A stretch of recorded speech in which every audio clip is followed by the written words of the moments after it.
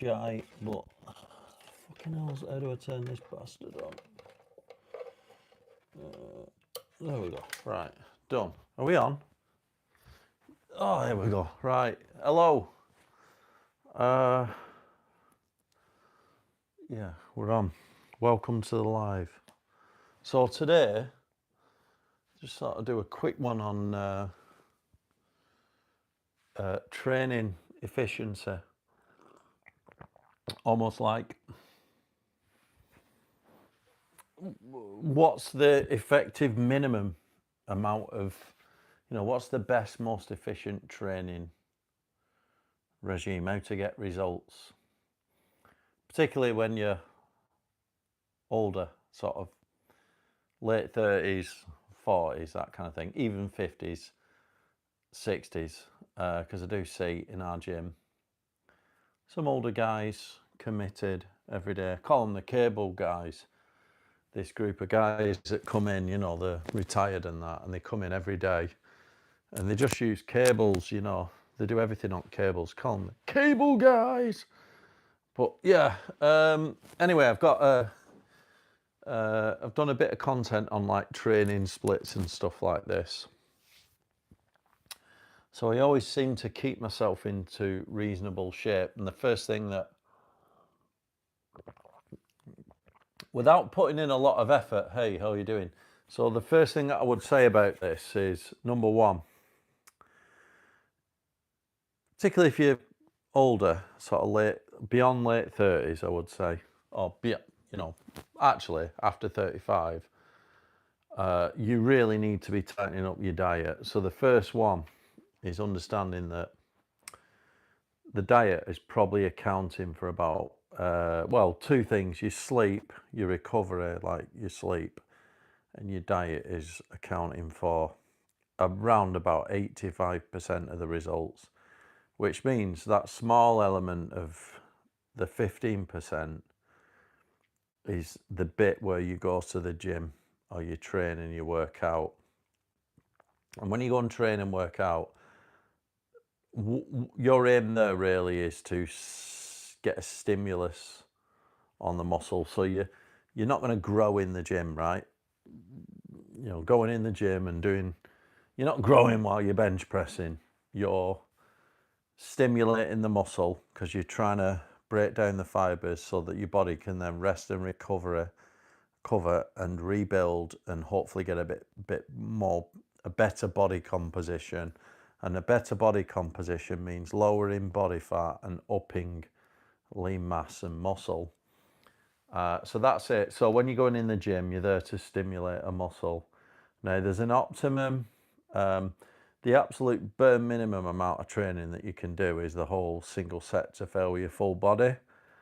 Some guys still believe, I hear this a lot, that I can go in the gym once a week for 20 minutes and that's enough for me. That is absolutely the bare minimum. And probably if you spent years training sort of like anywhere between 4 and 6 days a week to really build some gains, you might be able to maintain it with going in the gym once or twice a week. Maintenance is a lot easier than building muscle.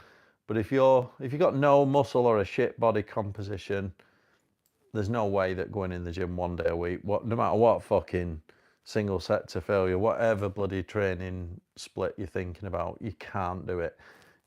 You've really got to put some effort in. So if you're coming at it from maybe you're overweight or you're skinny fat or whatever, your body composition shite, you really have to think about putting some serious effort in. So, yeah, number one, get your diet right, because even getting your diet right is going to make achieving a body composition so much easier, right? So if you want to know about diet, you can look at all my videos. I do lots of cooking videos on whole foods diet, high protein, low overall calories. I prefer more of a low carb diet, a sort of keto, not full keto now, a bit more relaxed, but definitely low carb. That's more for longevity rather than maximum gains. If you just want to build a shit ton of fucking strength and lean mass, then you got to eat it's probably better to eat a bit of carbs, but I would go whole foods carbs like, you know, potatoes, rice, not fucking processed carbs like shite, like bread and stuff. Anyway, once you got your, go and have a look at my, I've got, if you go on my website, you can have a go to my diet plans and recipes playlist, and I've got videos there where I talk for a long time on whole foods diet and what I do.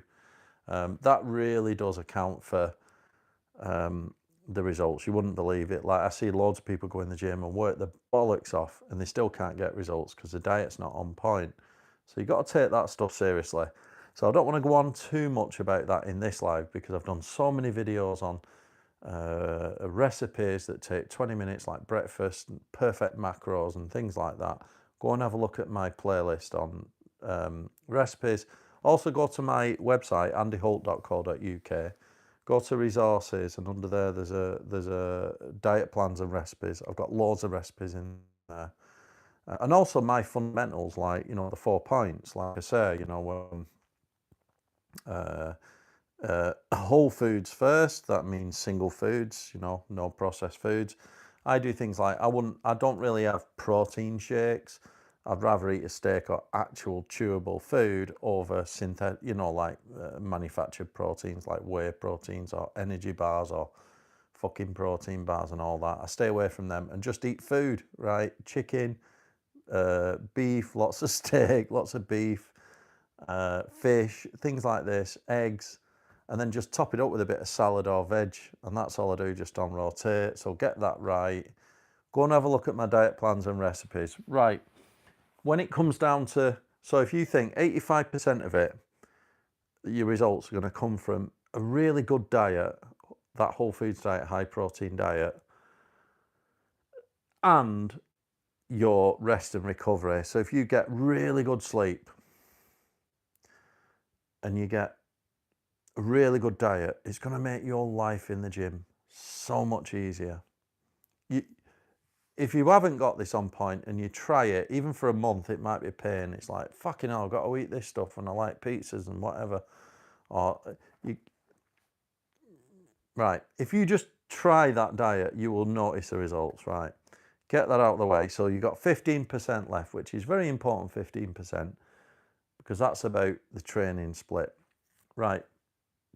So in terms of training splits, my preference is, there's a few rules, right? Number one, you don't want to overtrain. So you've got to be conscious of volume, right? And I would say the older you get, you want to lower the volume and up the intensity a little bit. And you can up the intensity in many different ways. That might be progressive resistance, more weight. It might be obviously strict form, more control. You might be using time under tension. So for argument's sake, if you're on the bench press, for every up cycle, you might spend a second pushing it up, or 2 if you can do it. A second pushing it up, and then 3 seconds down, right? And then maybe a little pause at the bottom, whatever. What you're doing there is, rather than just going 10 reps like that, taking you 20 seconds to do a set. If you do that, you know, you slow your negative, you turn a 20, 30 second set into a 40. You want to get, apparently the science is, if you can get closer to 45 seconds where your muscles, time under tension, you're going to get more gains. And if you slow it down, you don't have to do so many reps either, right? And so it's the repetitions that are going to bust your joints. Now, you do look after your joints with a good diet, right? So the diet helps. But if you think about it, your job in the gym, right, you need some level of intensity. And there is this argument over the single set to failure, you know, the old Mike Mentor stuff, which is brilliant. And then you got the opposite, which is, let's say, hypertrophy, 8 to 12 sets, X reps, X amount of sets. I go somewhere in the middle now, right? So you've got to stimulate your muscles with enough intensity, right? And a little bit of time under tension.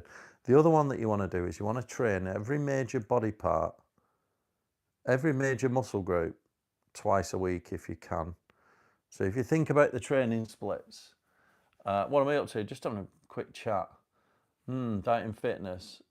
Yeah. Dimly lit room.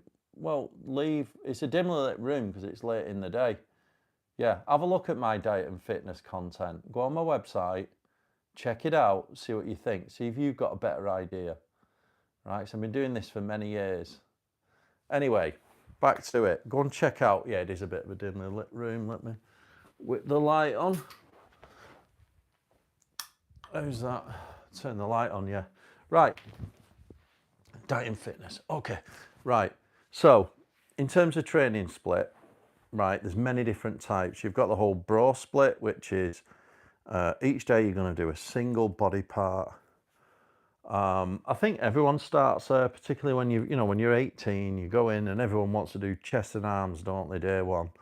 And they just do chest and arms. And they might batter the chest, like start on flat bench, do 4 sets, 4 working, like a warm up, then 4 working sets, then do incline, then do decline, then do flies, maybe dumbbell flies, then do fucking cable flies. What's that like? You've done 20 sets there on your chest. The problem with the bro split like that is, yeah, you seriously batter your chest in one session, so the volume is very high. But then you end up battering it to the point where you can't train it again until the following week. It needs that much recovery. So I don't like that one. I think, and the other thing is, you'll find that if you're trying to do like 16 to 20 sets on one muscle group, about halfway through, or maybe even after the first major lift, like after that flat bench, your muscles will be fatigued. So you end up with, on the back end of your training session, you end up with a load of junk volume because your muscles are shot, and you think, oh, I just have to do my fucking cable flies just because I've got to finish, and you're knackered. So I don't like that one. So all the other splits are better than a bro split, if you ask me. The only people that should be doing bro splits are people that are juiced up, competing, taking loads of fucking drugs so they can just push through it with all the energy. Absolute monsters. They're the only people that should be doing that. Any normal person is going to end up with loads of junk volume at the end. So here's what I would do. Right, you've got push-pull legs, which is a split that's very common. The problem with push-pull legs is, well, there's 2 problems. If you want to train every muscle group, major muscle group, twice in a week, you have to do 6 training sessions a week. Right, push-pull legs is going to do your whole body once, then you have to do it again. So you're training 6 days a week. That can be too much sometimes. It's quite a commitment. And the other thing was with push-pull legs, the order's wrong, right? I would not train, if you think about it, push, that's because everyone wants to start with chest because it's like the ego thing. Pull, which is your back, and then legs after. I would not train legs after back, because I think if you train legs after back, when you're squatting and stuff, you need your back. You can't have your back tired.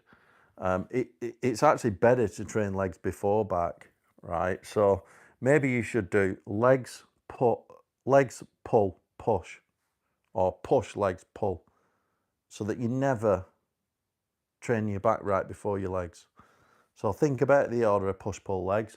And then the one that I like to do, which I got off Adam, who a personal trainer I used for many years, is the lower upper split, or the upper lower split as they call it. And that is where you're splitting your body in half and you're focusing on the top half one day and then the lower half the next. And what I like about lower upper split is, in order to do it, you've got to reduce volume in your upper.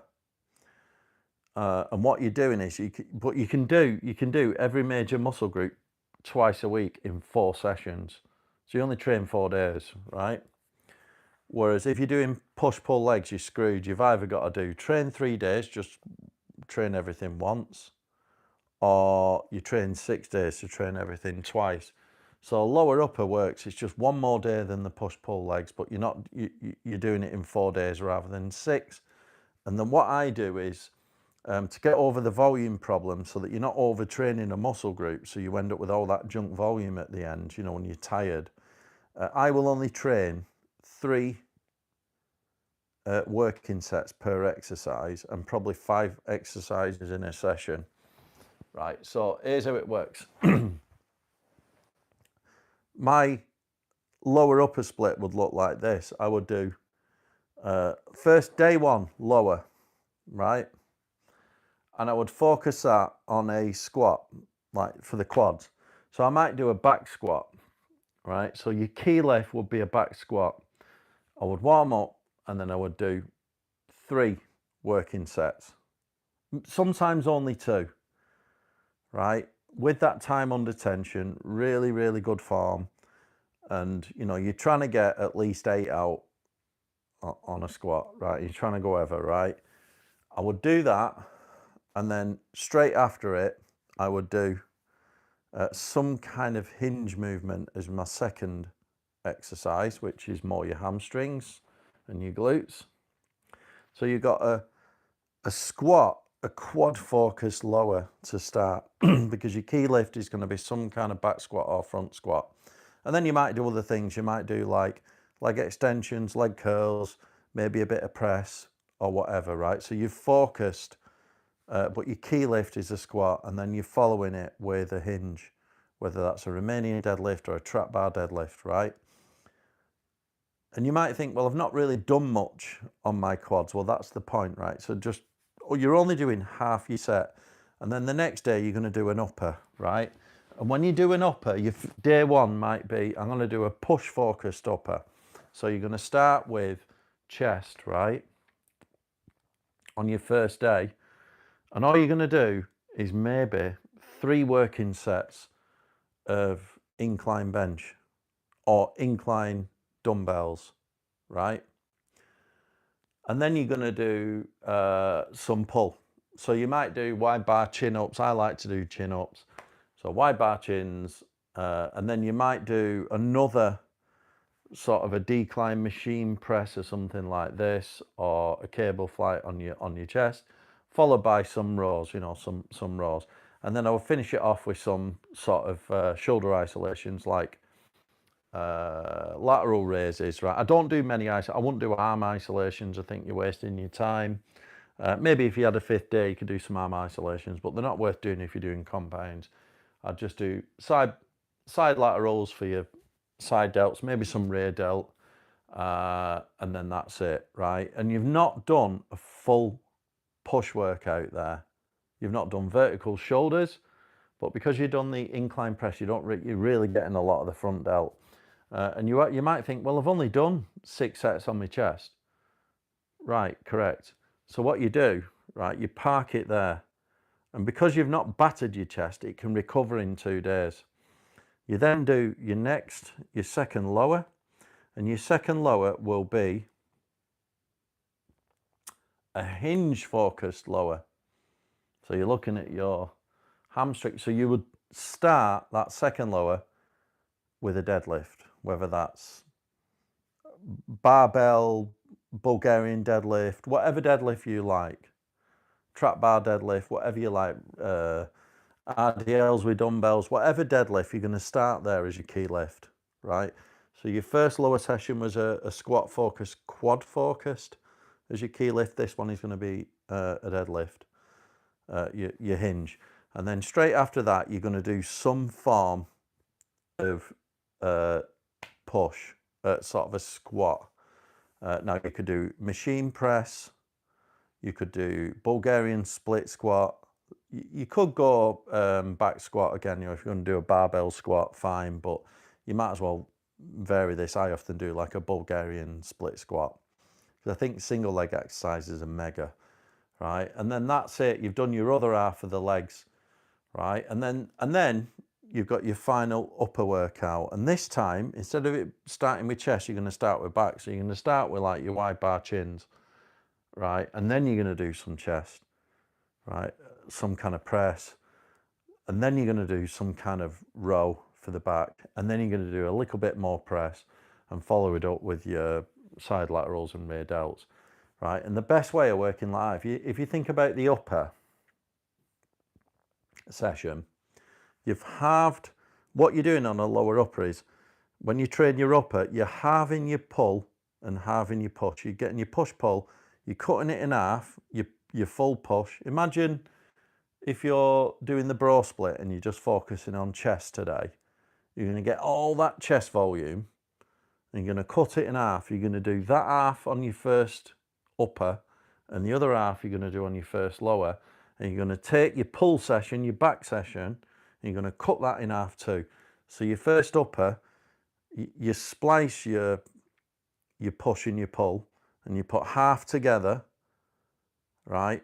And then when you come to do your second upper, you're going to do the other half of that, what you didn't do the other day.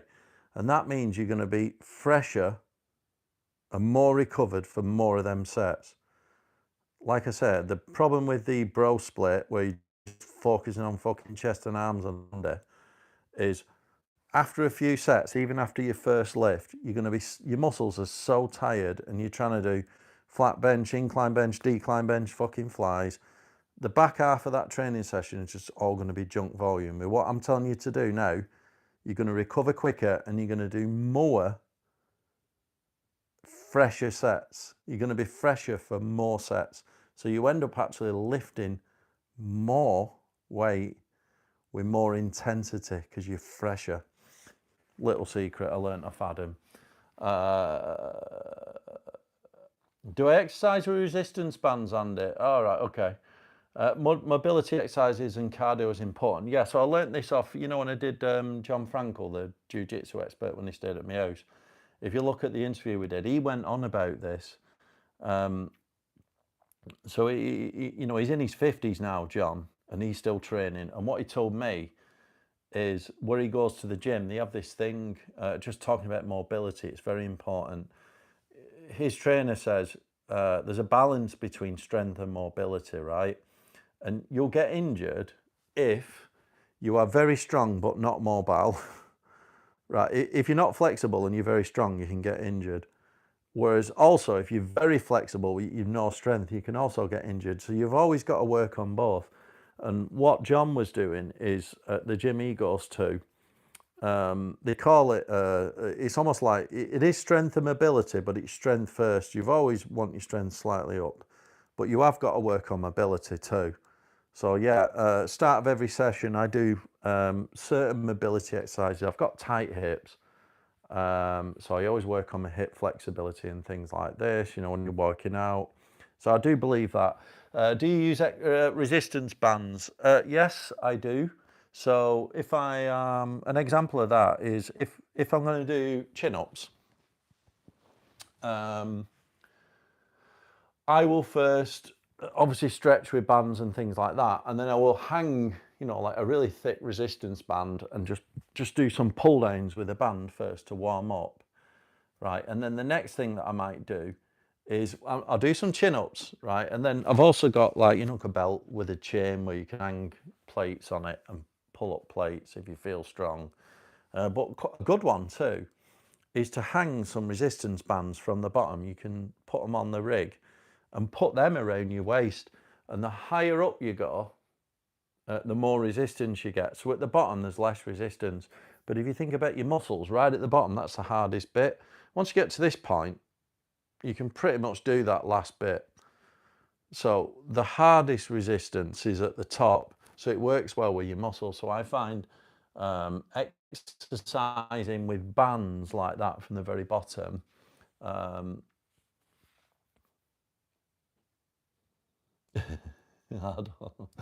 anyway, yeah, exercise it. So I do use resistance bands to stretch and various exercises, things like that.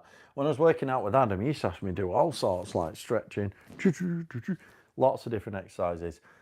So I've heard someone over 40 plus should exercise 3 to 4 times a week. Yes.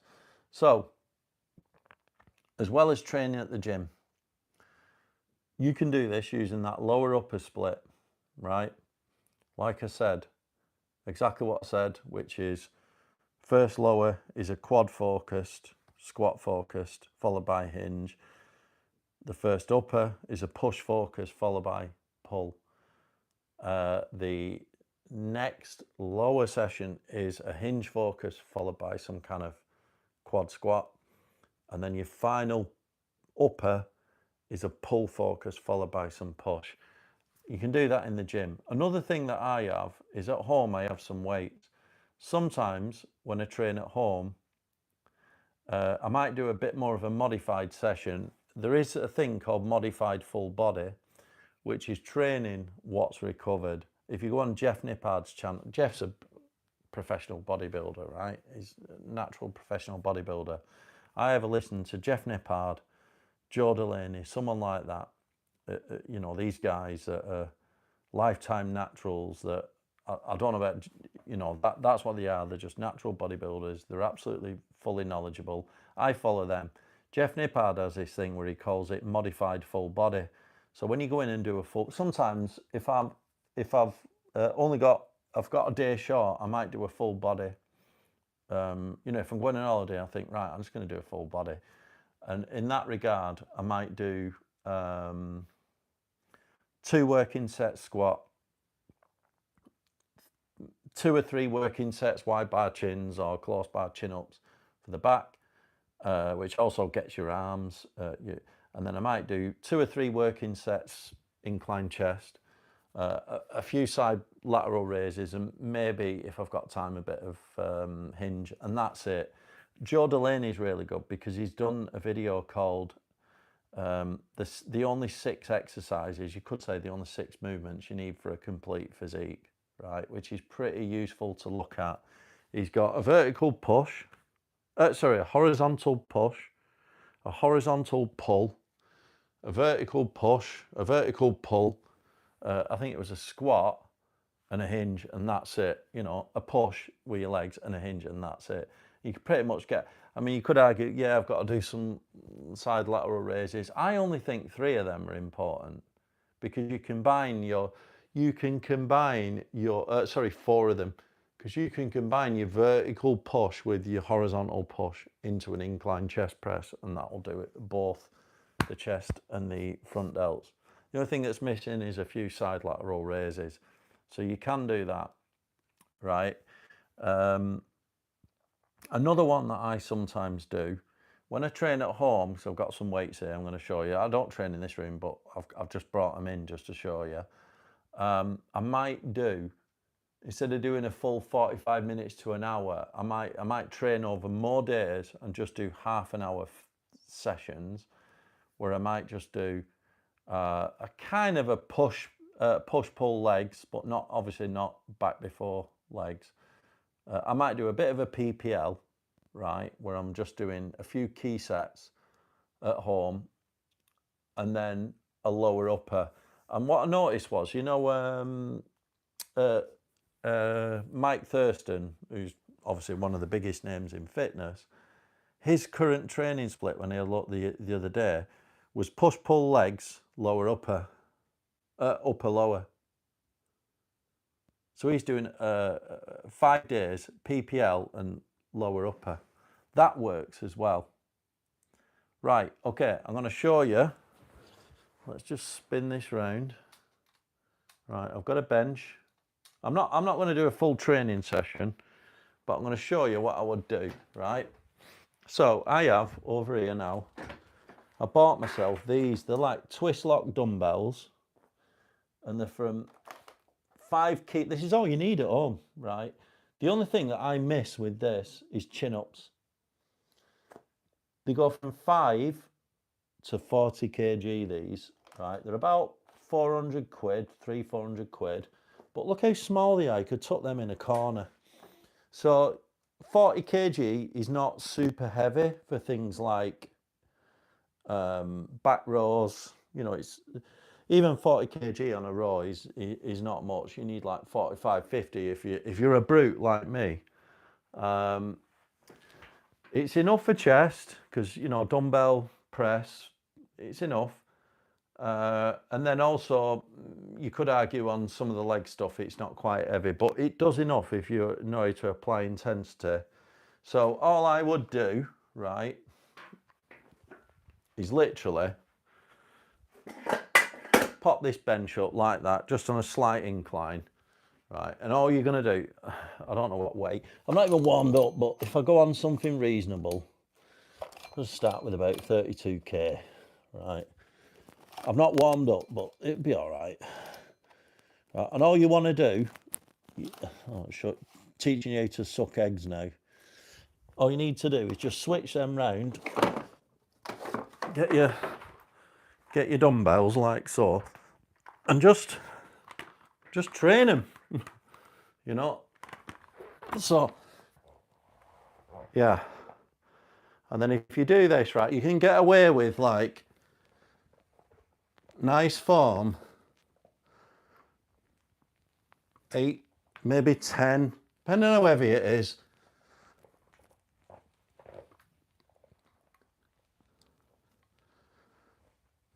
Just this for like, there you go. Right, I'll just hit the mic then. Is it still recording? Yeah. So all you need to do, right, if I train at home,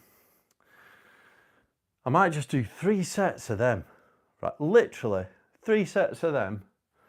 And then, because these can go right down, I can then use, I've got some sort of 8k, what are these? Kettlebells. And I'll just do some sort of side laterals, like so. I trained this yesterday, my arms are fucked. Yeah, like that. 3 or 4 sets of them, right? And then, when I do my pull, you just want it flat, right? I can do this at home in the smallest space. You're literally just doing some rows, like so. And then, you do some rear delts, you know? Right, and you might think, fucking hell, that's not a lot of... And then when you're doing your legs, obviously, you've got a bench like this, just doing some Bulgarian split squats, bit out of balance there, right? And you might think, and then get them 40 kg dumbbells and just do some flipping Romanian deadlifts. And you might think, well, that's not a lot of volume, and you're absolutely right. It isn't a lot of volume. But the point of the matter is, you could do that literally 2 or 3 exercises, maybe, you know, you could do, say, 2 push, 2 pull exercises to do the upper in like 30 minutes, maybe 40 minutes. You could do a whole leg workout. What I would do, I'd do the Bulgarian split squats. I actually do them with the 40s, you know, full weight. And then I'd do, say, the deadlifts, Romanian deadlifts, 40s again. It's not very heavy. So what I do with that is, I'll do a lot more time under tension, and I'll up the intensity a little bit, right? So I'll do them a bit slower, a bit more time under tension, and really, really get a good stretch. You know, to do a good hinge where you really stick your ass back. And I'll do not just 10 reps, I'll do 12 or something like this, you know, just to push it out a bit more. And then make sure, you know, if I'm training at home, that's what I do. So the next time I go in the gym, I'll do a lot more. I'll do a lot more weight with a bar or something. But you can still get a decent stretch at home, right? And then after I've done the Bulgarians, I'll do the, what's it called? The Romanian deadlifts. Then I might do some goblet squatting. And what you can do with goblet squatting to make it even more is like 1 1/4, you know, down, up a little bit, down again, like that, done. They really hurt, right? Now, those little short sessions at home are really good when you haven't got time to get to the gym or whatever. All you need is a set of these twist lock dumbbells like that up to 40 kg and a flipping bench like that, and you can pretty much do 90% of it. The only thing I can't do here is chin-ups. Right. And yes, sometimes the weight's not always as heavy as it should be. But you can always, but the good thing is, you can do loads of them sessions in the week from home without leaving the house. You can do a quick half an hour here, another every day. You can train every day. That's another method. So if I was going to the gym, I would do lower upper, 4 days, right? Max an hour, 4 days. If I was training at home, I'd probably split them sessions in half and do half an hour every day. You know what I mean? I just do this at home in a room, just in dining room or whatever with this kit, pretty much every day. And you get some really good volume in. You don't have to, you literally need to do 6 working sets a day. That's so, and the reason why that works, again, just to sort of circle back to the start of the live, is my diet's on point. That's it. Make sure your sleep and your diet are on point, and all you have to do is stimulate a muscle. And the good thing about that, if you train intelligently, you want to avoid junk volume, so you haven't got to do fucking 20 sets on your chest, because you're just going to be tired. You're going to have loads of junk volume at the end. It's better to do small amount of sets and then train more frequently. You know, do it again. And if you're on that whole foods, high protein, low overall calories, low carb diet, the low carb lowers your body inflammation. You recover quicker. You can recover in 2 days and train the same muscle again if you sort your diet out. If you're drinking loads and you're eating loads of carbohydrates, it just spikes your fucking inflammation like you wouldn't believe. So that's another reason why I believe the diet is so important. And it just makes life easy. You don't have to train as much. And once you get going, you know, once you've done a bit of training, it's easier to maintain. And you can maintain it from home just with a bit of kit like this. All right, thanks for listening. Hope that was good. Have you got any more? Who's this, Naomi? Yeah. Are you free single?